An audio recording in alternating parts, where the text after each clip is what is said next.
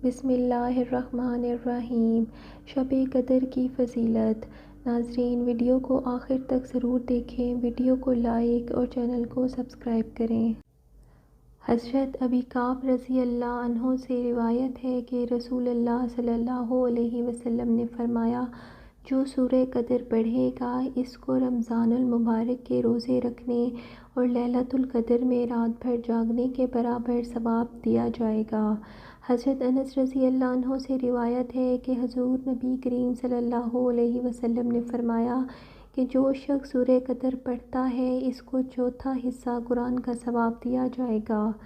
رمضان المبارک میں کثرت سے پڑھنا باطن کی پاکیزگی کا ذریعہ بنتا ہے اس کا ثواب بے پناہ ملے گا۔ اس سورت کو سوتے ہوئے پڑھ کے سونا روزی میں اضافہ، آنکھوں کی بینائی کی حفاظت، لکوے کے مرض سے شفا یابی اور آخرت میں نجات کا ذریعہ ہے۔ یہ سورت بلیات سے حفاظت کے لیے بھی مفید ہے، اس لیے جو شخص اسے روزانہ سوتے وقت ایک مرتبہ پڑھ کر سوئے اس کا گھر اور جان و مال حفاظت سے رہے گا۔ آخری عشرے کی ایک خصوصیت یہ ہے کہ اس میں ایک ایسی رات آتی ہے جو 1000 مہینوں سے زیادہ بہتر ہے، یعنی اس رات کا عمل ہزاروں مہینوں کی راتوں سے بہتر ہے۔ جو شخص اس رات کو پا لے وہ کیا ہی خوش نصیب ہوگا۔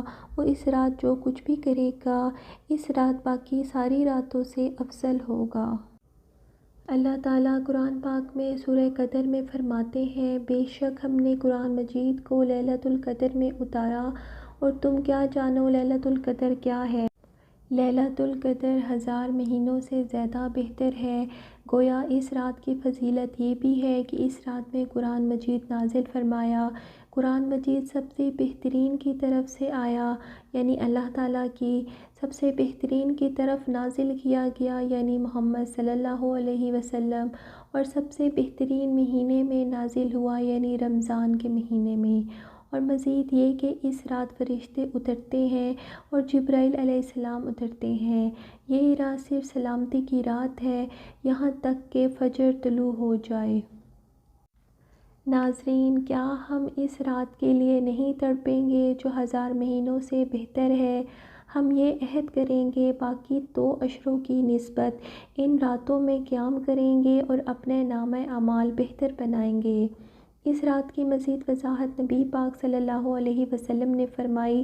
حضرت ابو ہریرہ رضی اللہ عنہ سے روایت ہے کہ بلا شبہ اس رات فرشتوں کی تعداد کنکریوں سے بھی زیادہ ہو جاتی ہے، اور جب فرشتے زمین پر اترتے ہیں تو یہ ایک خاص قسم کا ماحول پیدا ہو جاتا ہے، نیکی کا دور دورہ ہو جاتا ہے، اسی لیے ہم سب کو اس سے بھرپور فائدہ اٹھانا چاہیے۔ حضرت انس رضی اللہ عنہ سے روایت ہے، رمضان آیا تو رسول اللہ نے فرمایا، یہ جو مہینہ آیا ہے اس میں ایسی رات ہے جو 1000 راتوں سے بہتر ہے۔ جو شخص اس سے محروم رہا وہ ہر بھلائی سے محروم رہا۔ اس رات کی سعادت سے کوئی بد نصیب ہی محروم کیا جاتا ہے۔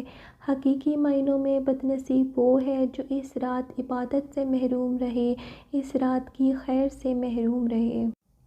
لیلۃ القدر آخری عشرے کی کوئی بھی رات ہو سکتی ہے، لیکن نبی پاک صلی اللہ علیہ وسلم نے اسے طاق راتوں میں تلاش کرنے کا حکم دیا ہے۔ ابن عمر کہتے ہیں کہ رسول اللہ نے فرمایا، صحیح مسلم کی اس روایت کا معنی یہ ہے کہ رمضان کے آخری حصے میں شب قدر تلاش کرو، پھر اگر تم میں سے کوئی کمزوری دکھائے یا عاجز ہو جائے تو آخری 7 راتوں میں تم میں سے کوئی سستی نہ دکھائے۔ نبی پاک صلی اللہ علیہ وسلم نے اب اس کو اور مختصر کر دیا، پہلے 10 راتیں بتائیں اور آخری 7 راتوں کی طرف لے آئے اور توجہ دلائی۔ اس رات کا قیام گناہوں سے بخشش کا ذریعہ ہے۔ نبی کریم صلی اللہ علیہ وسلم نے فرمایا، جس نے لیلۃ القدر میں اہتمام کیا ثواب کی نیت سے اس کے پچھلے تمام گناہ معاف کر دیے جائیں گے۔ اس لیے اس سے یہ بات بھی واضح ہوتی ہے کہ اس رات صرف اللہ کی بارگاہ میں کھڑے ہو کر عبادت کرنی چاہیے، زیادہ سے زیادہ قرآن پاک پڑھنا چاہیے اور سننا چاہیے۔ اس رات انسان کو اپنے اوپر پوری طرح چیک رکھنا چاہیے کہ کوئی ایسی گھڑی جس میں ہم اپنی باتوں میں مصروف ہوں اور وہی دعا کی قبولیت کی گھڑی ہو، تو اس سے خود بھی بچیں اور دوسروں کو بھی اس سے منع فرمائیں۔ اس سے متعلق ایک حدیث عبادہ بن صامت سے مروی ہے کہ نبی کریم صلی اللہ علیہ وسلم نے ہمیں شب قدر کی خبر دینے کے لیے تشریف لا رہے تھے کہ دو مسلمان آپس میں جھگڑا کرنے لگے۔ اس پر آپ نے فرمایا، میں آیا تھا کہ تمہیں شب قدر بتا دوں، لیکن فلاں فلاں مسلمان آپس میں لڑ رہے تھے، بس اب اس کا علم مجھ سے اٹھا لیا گیا ہے اور امید ہے یہ تمہارے حق میں یہی بہتر ہوگا۔ اس حدیث سے ناظرین ہمیں دو باتیں پتہ چلتی ہیں کہ انسان کا ایک دوسرے سے فتنہ فساد ان کو بہت سی خیر کی باتوں سے محروم کر دیتا ہے۔